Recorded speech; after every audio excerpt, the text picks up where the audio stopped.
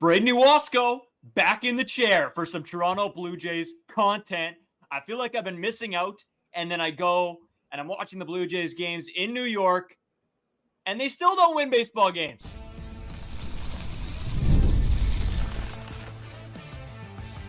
You are Locked On Blue Jays, your daily Toronto Blue Jays podcast. Part of the Locked On Podcast Network, your team every day. Welcome back to Locked On Blue Jays. Thank you for making Locked On Blue Jays your first listen every day. We are free and available wherever you get your podcasts and on YouTube. But the Locked On Podcast Network, your team every day. Today's episode is brought to you by Tax Network USA. Did you know that it's never too late to resolve your tax issues with the IRS? Don't wait. Reduce your tax debt and get help from a team of licensed tax professionals. Call 1-800-549-1000 or visit tnusa.com/lockedon. Carter first. I'm back, baby. I'm back. It was a long 5 days. I had a little bit of FOMO going on, feeling like I was missing out on my Toronto Blue Jays, and I think I only missed like 3 episodes. It felt like forever. I was chomping at the bit to get back here. Yeah, I'm not even sure if the people remember you, as I was Brayden the last 3 days due to our setup. So I bet there's a lot of questions out there. Who's the real Brayden? Who's the real Carter first? And I'm finally back on the right side, as I always am on this podcast. Brayden's all the way left. I'm always right. That's just how it goes over here on the Toronto Blue Jays Locked On Blue Jays podcast. But before we do head into the Blue Jays games here, I wanted to go over some Brayden trip stats. I've been locking this guy down. I actually had a private investigator following this guy around New York. So this is how I got all of these stats. So I'm going to start with this. Brayden was in New York for 5 days. He attended 1 Yankees game. He attended 1 Mets game. He bought 1 New York Mets jersey. Didn't go with the Yankees jersey, but there is 1 additional Yankees fan. It is Brayden. So that's a tough soak for us Blue Jays fans. Over his 5 days, he got about 24 hours of sleep. So that is an average of 4 hours and 48 minutes per night. Not great. A record-breaking 6 beers drank over that 5 days. This guy was on cloud 9, just completely lost the entire time he was out there. He went 1 for 37 in talking to women. That's, he got 1. So you got to give him that batting average. You got to give him that hit there. He went to 7 Broadway shows about Shakespeare, had 114 rats seen, and 4 homeless friends made. So what a weekend from Brayden Nowasco. This guy was setting records left, right, and center, just throwing up absolute numbers out there in New York, bringing a little bit of that Winnipeg culture down to the New York, the Big Apple over there. So, Brayden, I'll let you kind of break down your trip from your perspective. How was it over there in New York at Yankee Stadium? Okay, Yankee Stadium is horrible. It sucks, dude. The atmosphere there, horrible. I mean, the Yankees fans, they love their team. Don't get me wrong. Probably not a great place for a Toronto Blue Jays fan. I'm not the biggest Dodgers fan either, but it was fun to see all the home runs, all the hits. It was electric in that sense. But then going to the Mets game, man, those people love their team. There wasn't a ton of fans. Let's make one thing straight here.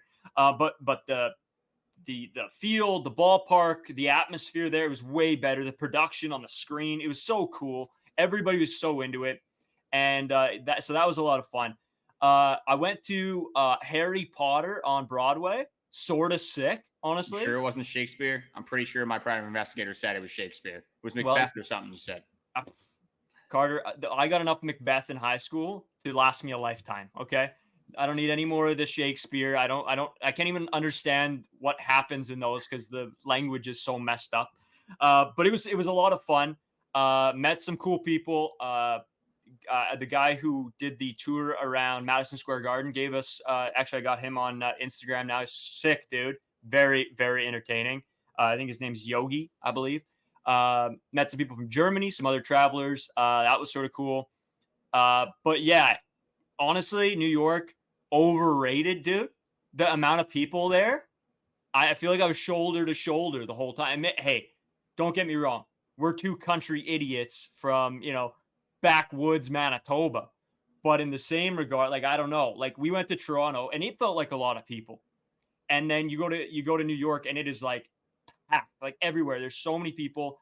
It's just filthy, to be honest with you. Everybody talks about how dirty Manitoba is. Go to New York, dude. It is the worst. It was a fun trip. A lot of cool things to do there. Don't get me wrong. a bunch of people trying to like sell you stuff on the street, which I'm not a fan of. And the amount of street meat that gets made there might set a record. It is just horrible. Street meat out of context. It's just a crazy, crazy take. But I know what you're talking about. But street meat. That is an interesting perspective over there. My mind just went completely elsewhere when you said that.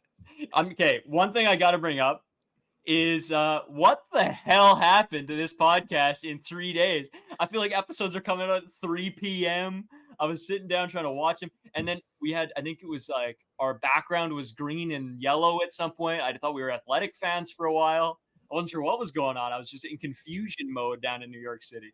Well, we were premiered on the Athletics podcast, so it's just going back to our roots with Sully back a couple weeks ago. But yeah, it was my rookie ball game. I was going out there working through some growing pains. Definitely did not go very well for the first episode.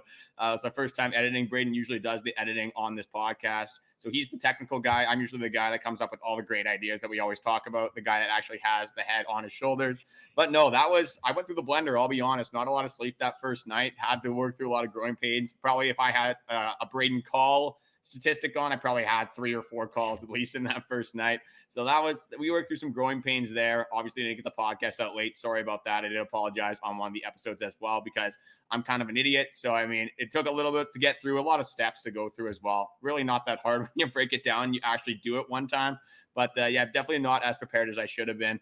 But as for the episodes, I think they went pretty well. Dallin and Skylar Peters were really good. I appreciate them coming on the podcast while you were gone, because I just would have been yapping for 30 minutes. Probably would have been a little bit of nonsense thrown in there with some of our delusional takes. I don't know which direction it would have went. It might have got a little crazy going with the suck bus with the Toronto Blue Jays team. Yeah, who knows? Carter might have brought up the suck bus a couple times. No, those two guys did a fantastic job. Well, we're going to be having them back. They're going to become sort of a little bit more regulars, just bringing them on for roundtables, other things like that. We want to sort of, as we go through, up the production value a little bit, bring in different voices, bring in cool different segments, stuff like that. And we're working behind the scenes pretty aggressively, trying to bring out better and better content. And I was going to try to get some, hop on maybe from New York, but with the, having to pay from your phone to use your phone extra, and you only get so many gigs, everything's slow, the different hours, it was just a mess. So I got to really give some kudos to those two guys, Skylar and Dallin. Those two guys stepped up big time. Huge helps to us. And yeah, we'll get them back on. They're entertaining guys to listen to. Skylar Peters, you can tell he's got the radio voice, the announcer's call, as you call it. And Dal, I mean, he's Dal. He's an interview machine, man. It's like I was doing numbers. I think we had a good kind of back and forth. We broke down our lineup. He obviously is a big Blue Jays fan as well. Watches a ton of games. We're definitely not just picking random guys to go on this podcast. We're picking Blue Jays super fans like ourselves. They watch, I'd say, a little bit less of the games than we do, because we're pretty much watching every single one. But they're definitely putting their time in. They're on the roller coaster with us. So yeah, it's a huge appreciation to them for coming on the podcast with us, and just making that transition without Brayden helping me with the editing a lot easier for me. But saying that, I think it's time for some Toronto Blue Jays baseball. So this was a big game. We could have got to 500 for the first time in what feels like forever. Obviously, it did not end up happening. The Toronto Blue Jays end up losing the game 5-4.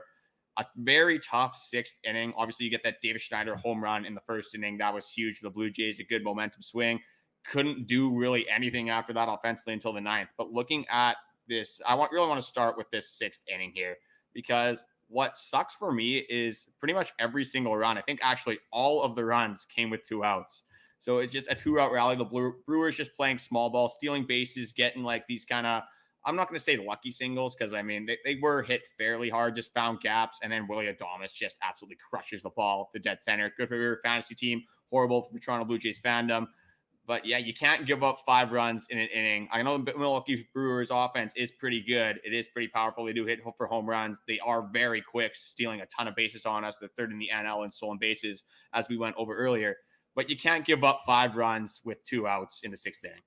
No, it just can't happen. And I know, I don't know, sort of all year I had the feeling that Tim Mayza would figure it out, but he's just not good. He's just terrible. There's no excuse anymore. I don't understand why he gets put in some situations. I get he's a lefty, and our lefty options out of the bullpen are pretty lackluster, to say the least. Zach Pop, I'm a fan of Zach Pop. I think so are you. Just not his best stuff, not his best day. It happens. But Carter, just I want to take it back quickly to that first, sort of the first inning, just a little bit to touch on that. To start off with Horwitz in the 1 spot and Davis in the 2, I think might be my ideal 1-2. It's just perfect. I don't necessarily know if Davis is the best leadoff guy. He was just the best option we had at the time. But I don't necessarily think that he is a leadoff hitter. I think he hits better with runners in scoring position or being able to see a couple pitches. And so I would love to see him stay at that too. And if Horwitz can continue to be good out of the 1 spot, that's where we should play him. I think that's perfect. The guy that can get on base, that can, sort of set the table a little bit. And don't get me wrong, he didn't do that in the first inning. He got out. But then Davis was able to see a bunch of pitches, and then he was able to use that and drive the ball to the ballpark. And then he almost had another one later on in the game. I think he missed the foul pole by like 2 or 3 feet. It was ridiculously close. But yeah, like looking at this lineup, I mean, this is also without Vlad. So if you have Horwitz, Schneider, Bo, Vlad, and then Danny or Varsho, like I don't know, this like that seems to be a winning roster for me. I think this team could start to win ball games, and I've really loved what Spencer Horwitz has been able to do coming up from AAA. And we'll get more into some of those AAA guys moving forward this episode. But yeah, I just wanted to throw that out there. I think the way the lineup meshed felt better. It just the look, the feel, where guys should be. I've always had a little bit of an issue with Davis hitting in the 1 hole. But you don't have anybody to replace him with. That's the issue. You can't put George Springer back there. So I think him sliding down to the 2 hole is absolutely perfect. Yeah, you would die for Davis Schneider. I'm horny for Horwitz, man. I'm all in on Spencer Horwitz. This guy's gotta get that shirt insane. made. Yeah, that would be the first Locked On Blue Jays shirt ever, is just horny for Horwitz. I think that would definitely do numbers. But I mean, this guy is quickly becoming a fan favorite as well. When people hit the ball consistently and can drive the ball in the outfield, it makes me feel things. It makes Toronto Blue Jays fans feel things. You don't see it often. So if you can get Spencer Horwitz to be a consistent hitter from that leadoff spot, I think that's exactly what you do. When me and Dallin were breaking down what our ideal lineups were, he had it his top 3 as Horwitz, Schneider, Vladdy. I think that's kind of where you were. I had Vladdy and Schneider switched. I honestly wouldn't care if you have any of those 3 in the first 3 batting spots in this order. I'm definitely happy with that. Bo Bichette has been a little bit of a down year, let's be honest, but I don't know who else you put there. Maybe you can argue Jano at 4. I'm definitely keeping Bo Bichette at 5, but I think with Spencer Horwitz, with how good he's playing, again, very small sample size, but I'm going to keep updating this as long as this guy is raking. 18 plate appearances, a 389 average, 2 RBIs, and OPS of 920. Like, again, very small sample size, but he was doing this in AAA as well. He was hitting 320, not a power hitter. Doesn't really matter. You get him on, you get Vladdy or David Schneider on, then you want your middle of the order guys to be able to do damage. And it's not something we've seen consistently so far for this Toronto Blue Jays team, but definitely something that we need to see if we want this Toronto Blue Jays team to be successful. And I just wanted to, I know you always defend David Schneider until you die. I think Horwitz might be my guy for that. It's tough to start a ball game with a pitch that is probably a ball and a half down that gets called for a strike on Spencer Horwitz. Again, you got to bounce back as an MLB player, but you get that pitch, it kind of throws you off a little bit, and you're down 0-2 before you know it. And in the first hitter of the game, you're trying to just take pitches. Obviously, Spencer Horwitz doesn't really do that, just grounds out to third base. But yeah, tough way to start the game. And now I guess we should go to the 9th inning, because let's be honest, after David Schneider hit that home run, there really wasn't any offense at all in the entire game. Yeah, you go to, obviously, Zach Pop not having his best stuff. You know what? Before the 9th inning, well, I think we want to go to the 6th inning for a second here. Because, yeah, Zach Pop, like, again, not his best stuff, but Zach Pop has been very effective and the expectation for Zach Pop, I think he's done exactly, if not more than what we expected him to do. So in this inning, he walks Blake Perkins, then Bryce Terang hits a single. And then one thing I wanted to go over is this Alejandro Kirk throw to second. So one thing that players and teams have been doing a lot to the Toronto Blue Jays is whenever they have a runner on third and first, they're stealing with the runner on first to second, and then they're going right home with the runner on third. And the Milwaukee Brewers team, they have a very fast team. So Alejandro Kirk, I think this probably was a design play, because IKF has completely bailed from second base, as he's done multiple other times this year. Did that against the Minnesota Twins. I believe he did it against the Detroit Tigers as well. He bails up, comes forward to try to catch the ball, make it a shorter throw, and Alejandro Kirk barely gets this ball past the pitching mound. So it's a tough off for IKF, obviously kind of boots it, goes into right field. They get pretty much a free run, and then they get another runner advancing to third. just something that can happen against the Milwaukee Brewers. Again, there is 2 outs at this point, so you don't think this is going to spring into this big 5-run inning. But like you said, from the left-handed pitching slot, you get Tim Mayza to come in. And what does he do? He gives up a single to Christian Yelich, who absolutely just roped the ball in the right field. And then Willie Adames, as I already said, launches a ball. I think it was 446 feet to dead center. Like, that just can't happen. You got to limit the damage at that point. You come into the game, it's a 2-1 ball game. If you only give up 2 runs, it is what it is. You got to score more than 2 runs in a baseball game normally to win anyway. And maybe in the 9th inning, all you need is a couple runs. You obviously see Spencer Horwitz getting on. You get David Schneider getting on. They actually had a good 9th inning rally. But it's tough to give up 5 runs with how bad this offense has been and expect them to win a baseball game. Yeah, and you know what, Carter? There's lots of stuff that I want to get into just within that throw from Kirk. But we're going to take a quick pause here, take a break, and we'll come back with more on yesterday's game. First podcast back and Brayden's already gone. That is just so typical. But today's episode is sponsored by Prize Picks. Prize Picks is the largest daily fantasy sports platform in North America. They are the easiest and most exciting way to play fantasy sports because it's just you against the numbers. Instead of battling thousands of other players, including pros and sharks, you pick more than or less than on 2 to 6 player stat projections and watch the winnings roll in. Prize Picks is really simple to play. I can make my picks and submit my entries in as little as 60 seconds. So since there is no Toronto Blue Jays game today, I decided to throw some picks on the Stanley Cup Finals. We have the Edmonton Oilers, the first Canadian team in the Stanley Cup Finals in a very long time. I think with that Edmonton crowd, Edmonton's going to be loud. They're going to fire up the Edmonton boys. I got to go with Connor McDavid more than 1.5 points. I think Zach Hyman's going to score, so I have him more than 0.5 goals. And then Evan Bouchard more than 0.5 assists. If you know which players are going to perform on specific nights, this is a no-brainer. Download Prize Picks and start making your picks today. So you can download the app and use code LOCKEDONMLB for a first deposit matchup to $100. It's code LOCKEDONMLB for a first deposit matchup to $100. Today's episode is brought to you by Policy Genius. A lot of life is unpredictable, but a good life insurance plan gives you and your family a financial safety net to protect against some of the unknowns. Policy Genius is the country's leading online insurance marketplace. It makes choosing the right policy for your family easy and quick. With Policy Genius, you can find life insurance policies that start at just $292 per year for $1 million of coverage. Some options are 100% online and let you avoid unnecessary medical exams. As you guys know, I always talk about this. Making sure that your family is set up and stable within a life insurance plan is the best bet. It's always good to prepare ahead, and that's what Policy Genius allows you to do. Get peace of mind by finding the right life insurance with Policy Genius. Head to policygenius.com or click the link in the description to get your free life insurance quotes and see how much you could save. That's policygenius.com.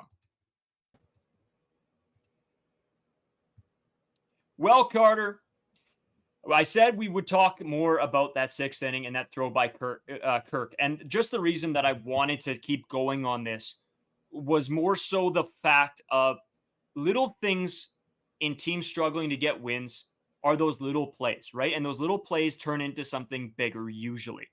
And sure enough, that's what happens, right? Keep the game simple. When you're not winning ball games, keep the game simple and do the fundamentals. The fundamentals will take you and try to get you closer. These specialty plays, these, predetermined, this is what's going to happen if this scenario comes up. Don't just take that out of your mind. There's no need to do that. Let the runner get the second and then make the out at the plate. That is what should have happened here. It's unfortunate that it did start this rally, Carter.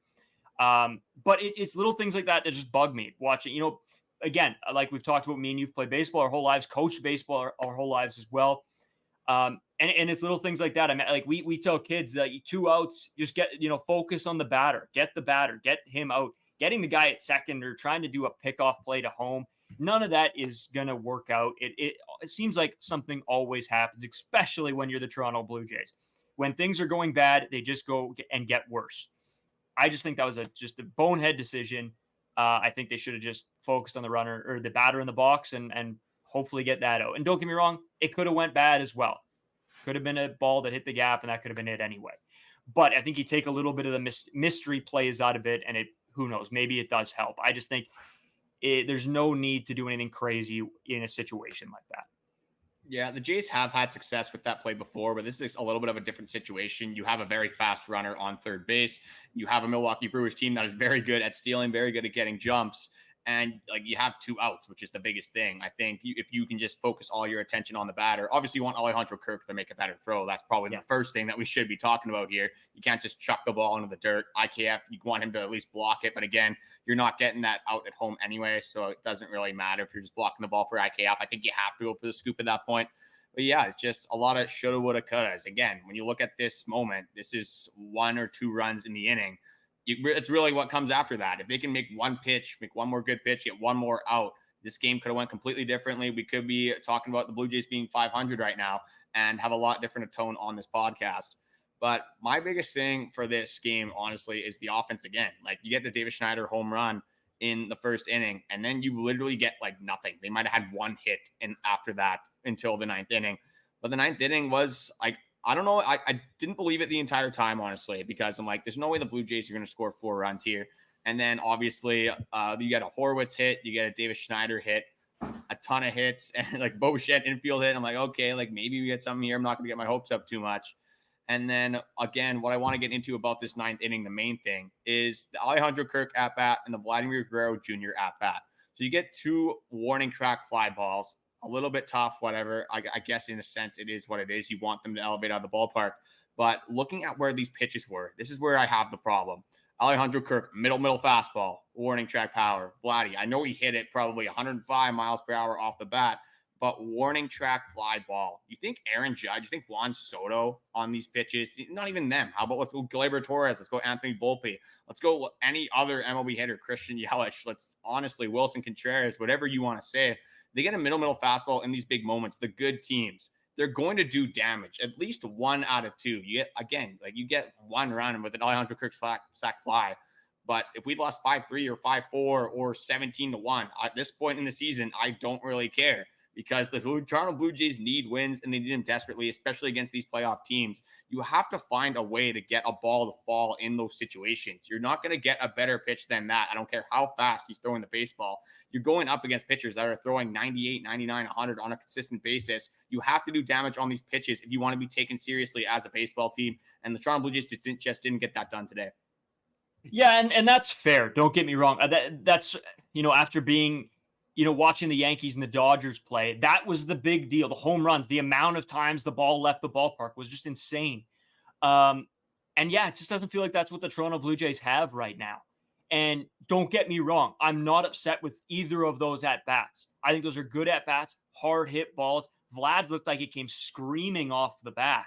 But it's the coming up short. It's not being able to get the job done. And I mean, me and you've harped on this, right? Good teams find ways to win. And this team does the exact opposite. It's like they get put in situations where they can win and don't. And I think that's what makes the difference between good teams and bad teams, especially in baseball. You can look at different sports in like hockey and basketball. Usually the outcome is sort of what you expect. In baseball, it can be so different, and good teams always find a way to come out on top. And this Blue Jays team just does not do that. It was a great fight back. The inning was fantastic. It was fun to watch. That's the kind of baseball I wish we could watch all season, but it's just not happening with this team. And I don't want to be a complete downer because I think the 9th inning really showed you that these guys have heart and they want to win baseball games. I think that was nice to see, was that there was that pushback, there was that fight. It just not enough. And yeah, that's just, I mean, it was frustrating. It was to say the least, it was frustrating. Yeah, it's a tough loss that honestly the Blue Jays needed really bad. It would have gained momentum, would have made me feel a lot better going into this Cleveland Guardians series. But now, I mean, it's got to win the off day today. Honestly, hopefully pick up momentum from the off day, do some things right with their drills, whatever they're doing, and go to the Cleveland Guardians. And now, again, a team that's so hot right now with Jose Ramirez, Josh Naylor just is launching baseballs. It seems like every single game at this point. Ton of good players. The Cleveland Guardians are a very deep team, so it's going to be a tough sledding ahead.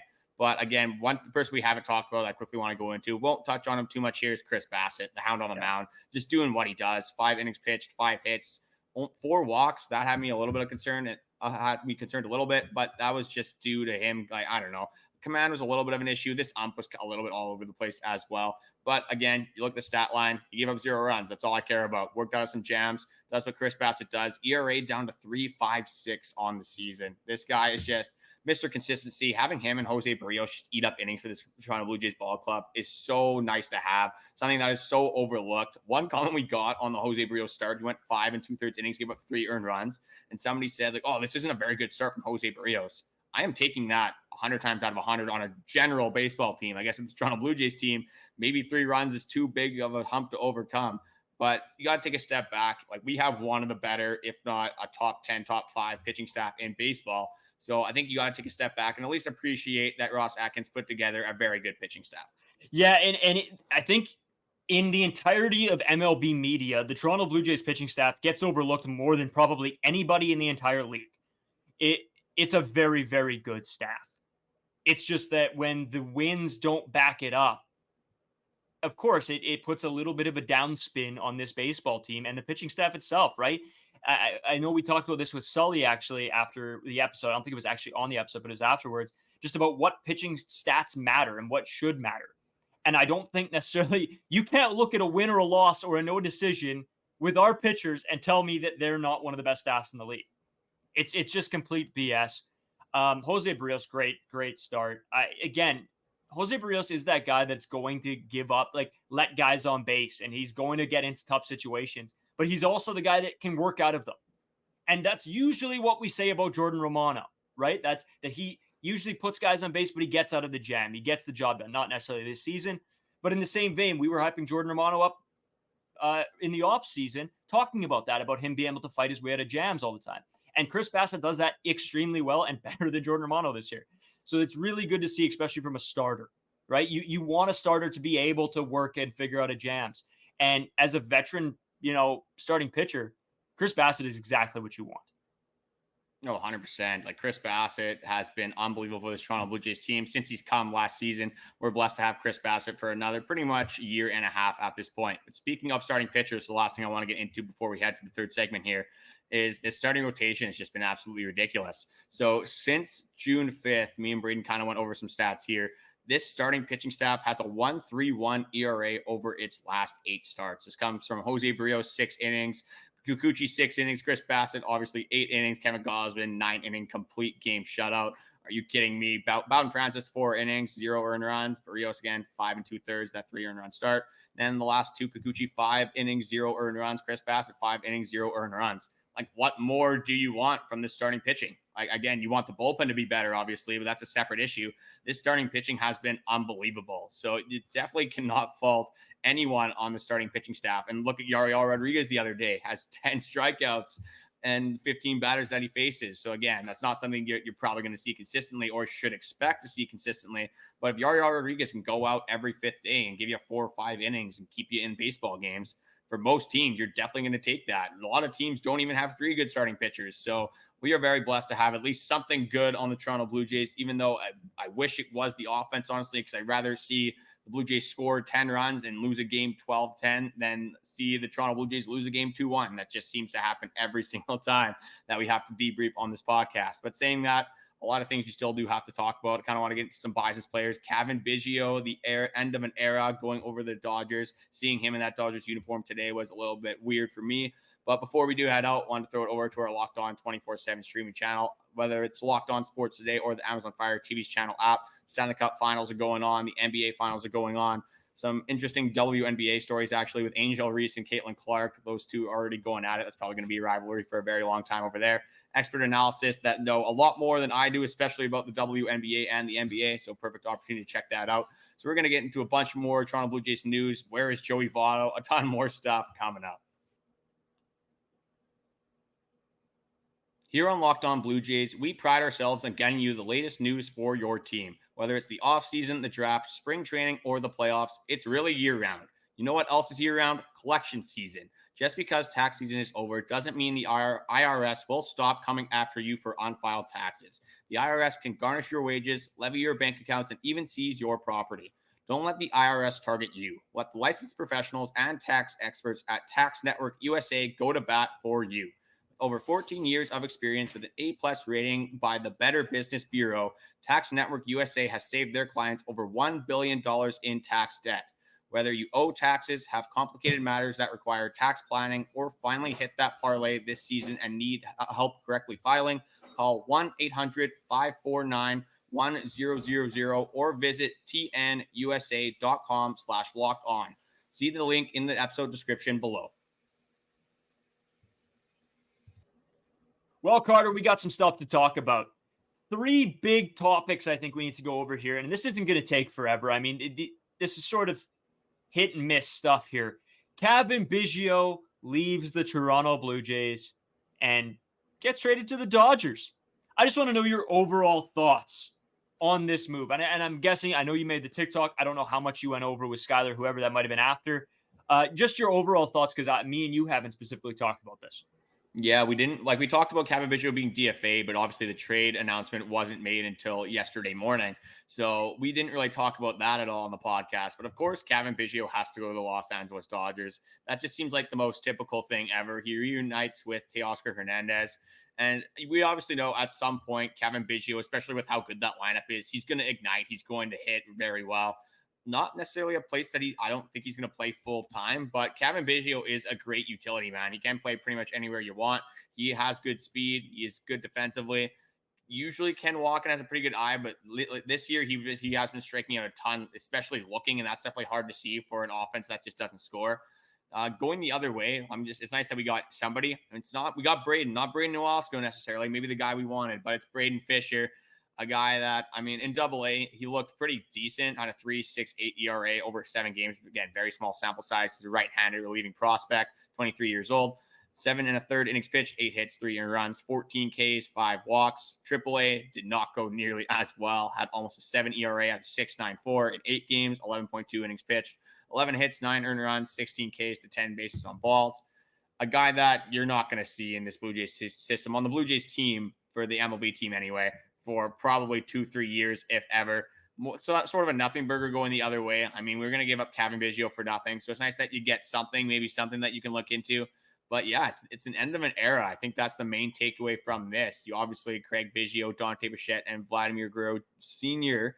had their children all on the same team. It was supposed to be the faces of the franchise, supposed to at least compete for a few World Series. Obviously did not happen. So just an end of an era. Tough to see Cavan Biggio go, a guy that was very well respected and liked in the dugout. So I really just wish him well in the Los Angeles Dodgers organization.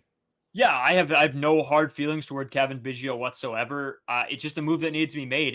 And I guess this maybe gets into a bigger topic that maybe we need to talk about going forward, is that is this like the first drop in the bucket? Is this the first of many things to come? A little bit, that's how it feels. It is exactly what you said, a bit of an end of an era. Now, where is this taking us? And maybe that's something we'll get into further on and, throughout this season, going to see what happens with Bo and Vlad as well. But this team is crawling its way back.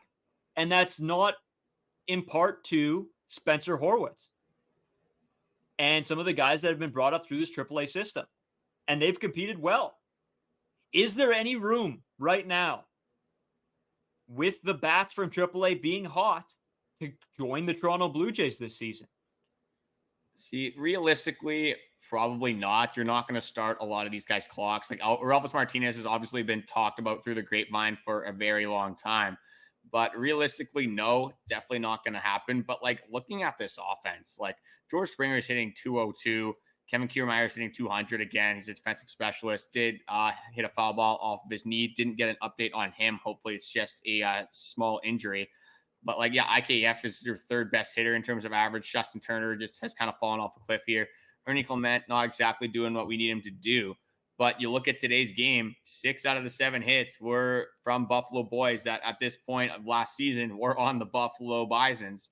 So looking at some guys that are in AAA that could make a difference on this team, if you're specifically looking at AAA stats, again, you don't want to take too much away from this, but Spencer Horwitz was ranking AAA in his small sample size. He's ranking in the MLB. David Schneider, don't really have to go too much into him. Obviously, he's been one of the best hitters on the Toronto Blue Jays. But two guys that I could actually see making a difference on this team is obviously I'll start with Elvis Martinez, the second highest rated prospect on the Toronto Blue Jays. This guy has 15 home runs in AAA. The ballparks don't get much bigger in the MLB. That's definitely not a scenario that we'd have to worry about. Elvis Martinez, if he came up to the MLB, he would instantly provide this team with a power bat. You look at the Toronto Blue Jays right now, the most home runs on this team is Dalton Varsho with 10, which is 2/3 of what Elvis Martinez has right now. So a team that obviously we talk about all the time so desperately needs the ability to hit the long ball. Elvis Martinez could definitely make a difference on this team. Another guy that is more of an average hitter, a guy that's very quick, a guy that was on the roster last season, never really got a chance to play, is Nathan Lucas. This guy's hitting .333 this season. I'm going to get into both the OPSs for Elvis Martinez and Nathan Lucas here. Just got to load it up. I'm having trouble with my goddamn phone here. Just going to get it going. Okay, so here we are. Nathan Lucas, 886 OPS, or Elvis Martinez, 844. You're looking at the RBIs. You have Nathan Lucas, 27, or Elvis Martinez, 45. It's like you go to run scored, or Elvis Martinez 43, Nathan Lucas 25. Obviously, Nathan Lucas tips a little bit there, but hits, or Elvis Martinez and Nathan Lucas. Now it's Spencer Horwitz is at the MLB team. Nathan Lucas is second on the team with 57, or Elvis Martinez is third with 54. So if you're following history of the Toronto Blue Jays and the AAA system, other than Addison Barger, I guess is the only exception here. These players have come up into the MLB on the MLB team and done very well right away, making immediate impact. Spencer Horwitz obviously hitting almost 400 since he's gone up. David Schneider, like I said, don't really have to go on into him. Had a home run today and had 2 hits as part of the game today as well. Ernie Clement, another 2 hits. So again, you're looking at guys like George Springer. You're looking at guys like Kevin Kiermaier, just guys that are struggling throughout this lineup. The DH spot is pretty much free game at this point. Justin Turner has been struggling a little bit since the month of April. Daniel Vogelbach, you get him in when you can, but not a guy you want to rely on. At this point, I'm almost at where I'm at. It's just let the young guys play. I don't think it's necessarily a realistic thing, but a lineup with Nathan Lucas or Elvis Martinez, you know what? Screw it. Throw up Addison Barger as well. We don't need defense on this team. Doesn't matter anymore. Spencer Horwitz, David Schneider, Ernie Clement. Let's just play all of them. You get Vladdy, you get Bo, and then you rotate in IKF and Varsho. Maybe, I guess, with one of them, maybe you keep Addison Barger down. You sacrifice a little bit of that defense or that offensive production, the power bat, and you keep IKF in the lineup because he's raking. But something that I think it would be fun to hypothesize with, something that I would love to see for the Toronto Blue Jays team, with these guys just not being able to hit baseballs. Definitely not a realistic thing, but I think it would be fun to watch, and it would be a lot more entertaining of a round of baseball to watch for this Toronto Blue Jays team. Yeah, and I guess the only caveat to that is Addison Barger. You bring him up, and he sort of lays an egg. And do you necessarily want to do that with any of these guys? Do you want them to come up and kill the momentum? The MLB is different. The momentum's already gone. That's my argument there. What momentum do we have? I don't necessarily mean with the Blue Jays. I mean just for themselves personally. Kill their momentum. Because, yeah, the Blue Jays, I mean, they could use all the help they can get right now, but these young kids are your future. And the Blue Jays don't necessarily, if you look down the pipeline, have the brightest of all futures. So the guys you do have, you need them to succeed. And I don't necessarily know if bringing up guys... Horwitz and Schneids and Ernie might be, needle in the haystack a little bit of what you're going to find. These guys might come up and do nothing and struggle. The jump to the MLB compared to AAA is massive. Just like any level of baseball you continue to grow, it's a massive jump from league to league. I mean, even as kids, you look at your AA's compared to your AAA's or whatever it is, right? It's a huge step up. And I just don't know necessarily if these guys are ready. It'd be great if they were, and they could come in and spark some offense. I just don't know if that's going to happen. I would love to see Elvis, and I would love to see Nathan Lucas. I don't necessarily know where you put those guys. If Horwitz is going to continue to play, I just don't know where they fit right now. It would be fun, don't get me wrong, to see some young guys, but I also think in the back of my head, I'm like, well, if Vlad and Bo can pick it up, and you got Spencer, and you got Davis, and you got Ernie, and you got IKF, you got Varsho, hopefully, who can, get back to what he was doing earlier this season. This team might not look too bad going forward. It's just we need to start seeing production. And I don't necessarily know if bringing the young guys up at this point in the season is going to do you any justice. See, yeah, and I didn't say it was realistic because you're paying George Springer $25 million a year. But seeing his at-bat in the 9th inning, a 3-pitch strikeout, I've been trying lately. I know we were very hard on George Springer at the start of the season, very warranted. He was horrible at the start of the season hitting leadoff. Now I said you got to rely on George Springer to be good for this team, but his at bats, like Terrible. we're almost getting to the point where we got to talk about, is this guy washed? Like, he's obviously not washed in the outfield, but this guy is hitting 200 on the season, just having terrible at bats. And you throw Nathan Lucas would play right field. You would throw Aurelvis Martinez probably at second base, I would assume. And you got Spencer Horwitz probably playing one or DHing. And then you got Vladdy playing one. Again, I think it's just like, I'd rather watch a Nathan Lucas at bat than George Springer strike out or just roll over on a ground ball to third base at this point. I'd rather watch Aurelvis Martinez be in there rather than have Kevin Kiermaier's bat in the lineup. It's just, again, that's where I'm coming from. I'm just kind of sick of seeing this offensive team just struggle and just have terrible at bats and make me want to just inflict pain on myself and just turn off the TV, yell, scream, smack the couch a couple more times. It's getting tough to watch, obviously, because we watch this team so often. Yeah, and I do understand that. And I think the difference is there, even if Aurelvis or Nathan Lucas or Spencer Horwitz struggle, you know that there's potential going forward. And when you look at a guy like George Springer or Kevin Kiermaier, they're past their primes. You know that it's not going to get immensely better. And so from that perspective, I understand where you're coming from. I just don't know if that's the solution with these that we want to take with these young guys as of right now. And I think, again, we talk about little things that there might be a bigger conversation to be had, and this might be part of it, to be honest with you. If this team continues to struggle, do we see those guys getting pulled up? And don't get me wrong, we have about 400 more shows before the season ends where we will have room to talk about this. But Carter, another guy that we have to discuss. I know we keep going back to him, but man, would it be nice to have Joey Votto in this lineup to spark some power, to bring that power back that the Blue Jays are needing. Is there any hope that this guy shows up as of right now? Yeah, Joey Votto, like, you can compare this guy to a unicorn. You can compare this guy to maybe a leprechaun. You compare this guy to a reindeer. Just mythical creatures that you don't really hear about too often. You hear a little bit about them in fantasy land, and that's how it's kind of been with Joey Votto on the Toronto Blue Jays. But I believe it was Ben Nicholson-Smith that asked John Schneider about a Joey Votto update. John Schneider is obviously getting peppered with questions about Joey Votto because this guy rolled his ankle on a bat like 3 months ago. And it's like he got ran over by a bus. You just haven't seen him at all. There's been like no updates on Joey Votto.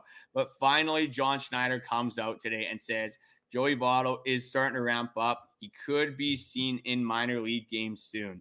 And I think where I'm at with this is that if we're really hoping for Joey Votto like to come in and be a huge difference maker on this team, obviously we're not in a very good spot offensively, which is so clear to everyone watching this podcast. That's why I'm saying got to pull up Nathan Lucas, got to pull up Aurelvis Martinez, because I don't know what to do anymore with this offense. And the problem with this team is the reason that I think a lot of people are still holding on to this team being successful is this starting rotation is so good. You don't have to put up 7 runs a game to win. We went over a stat with Skyler yesterday. I guess now this team would be 32-11 when they score 3 runs in a baseball game. It doesn't take a lot. I get like it's 3 runs is not a lot to score. So if you can just get any sort of production from this offense, they're going to be in a lot of baseball games. And if Joey Votto can literally make any difference at all, maybe give you a little bit of power from the left side, I think that's definitely something you got to look into. But again, you get Joey Votto ramping up and he starts raking. Daniel Vogelbach is probably gone with the win. Maybe he gets set down to AAA because these 2 players are going to have the exact same role. But at this point, screw it. I want to see Joey Votto. It can't get any worse, right? You got to think. So I want to see Joey Votto on the Toronto Blue Jays representing his home country. I 100% agree. I think get Joey Votto in the lineup as soon as possible. Get him taking at bats in AA or AAA, whatever you're going to do, and then get him hitting in the major leagues. You know he can hit. He's a proven veteran that can do this, that brings that power bat. And don't get me wrong, I don't know if he's going to be a game changer. I don't know if he's going to come in and spark the Blue Jays season to go on and win a World Series. I don't necessarily know if that's the talk. But I take very little of all of this at face value. We have heard time and time again that Joey Votto might come back or he might not. And or he's making progress or he's doing this, doing that. I have not seen him. I haven't heard about him. I saw a tweet that he put out. I don't even know how long ago that was. This guy might be in Mexico for all I know. He might be to the moon. He might be visiting Bradley Zimmer on Mars right now for all I know. It is crazy. I would love to see him. Do I think it's realistic? No. I honest to God don't believe that we're going to see Joey Votto this season. And if we do, yay. but there's not a lot going into this giving me hope that this will happen. Okay, I'm going to do a little bit of a positive spin zone here. So you throw Joey Votto on this team right now based off of his last year's stats. He's 5th on the team in OPS. You look at Joey Votto's career, obviously he's near the end of it. But let's just say Joey Votto hits his career average. That's a 294 clip right there. That's the best on the Toronto Blue Jays. So positive spin zone. Maybe he catches some fire late in his career. Maybe he gets some juices flowing for his home country and can make a difference for the Toronto Blue Jays. Like I said, I don't think it can get worse. So you might as well throw him in. You know what? Screw it. Let's just have Joey Votto leading off. Let's just throw everything at the walls at this point. I don't know what we do. I always bring this up to work for the Twins. Maybe we just need some sort of meat. We just need to throw something rotten meat in the dugout. Everyone touches it, whatever. Do a kumbaya dance around it. I don't know what it takes at this point, but the offense is struggling. It clearly hasn't changed all season. I think we're at the point where we kind of know what this offense is. Unless they make a huge blockbuster trade at some point through the season, this offense is going to be less than mediocre, and your pitchers are going to have to be perfect for the Toronto Blue Jays to win baseball games. Yeah, we might have to throw some Shea meat at the boys. Inside joke for those of you who know that. But no, it is interesting. I think the conversation around where does this team go? And I think there's a couple, there's so many options. And I think that's what's on Blue Jays fans' mind right now is, do we go to the young guys? Do we go to the vets? Do we give them a chance? Do we blow this team up? Do we make a huge trade at the deadline?